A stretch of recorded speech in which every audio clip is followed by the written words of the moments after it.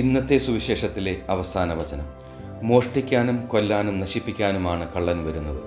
ഞാൻ വന്നിരിക്കുന്നത് ജീവനുണ്ടാകാനും അത് സമൃദ്ധമായി ഉണ്ടാകാനുമാണ്. ഈ വചനം നാം എടുക്കുന്ന തീരുമാനങ്ങളെയും ജീവിതത്തിൽ അനുവദിക്കുന്ന സ്വാധീനങ്ങളെയും കുറിച്ച് ചിന്തിക്കാൻ നമ്മെ പ്രേരിപ്പിക്കുന്നു. ഉത്തരവാദിത്തത്തിലെ അശ്രദ്ധകൾ, സമൂഹത്തിൻ്റെ സമ്മർദ്ദങ്ങൾ, അനാരോഗ്യകരമായ ശീലങ്ങൾ എന്നിവ നമ്മുടെ ശ്രദ്ധയ്ക്കായി മത്സരിക്കുന്ന അനേകം കള്ളന്മാർ ആണ്. ഇത് നന്മയും തിന്മയും തമ്മിലുള്ള ശാശ്വതമായ പോരാട്ടമാണ്.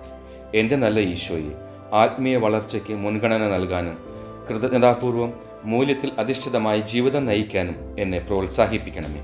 കർത്താവെ, എൻ്റെ സമാധാനത്തെ നശിപ്പിക്കുന്ന നിഷേധാത്മക സ്വാധീനങ്ങൾക്കെതിരെ ജാഗരൂകനായി അനുകമ്പയോടും ദയയോടും സ്നേഹത്തോടും കൂടി ജീവിക്കാൻ വേണ്ട കൃപ ഇന്ന് എനിക്ക് നൽകണമേ. പിതാവിൻ്റെയും പുത്രൻ്റെയും പരിശുദ്ധാത്മാവിൻ്റെയും നാമത്തിൽ ആമേൻ.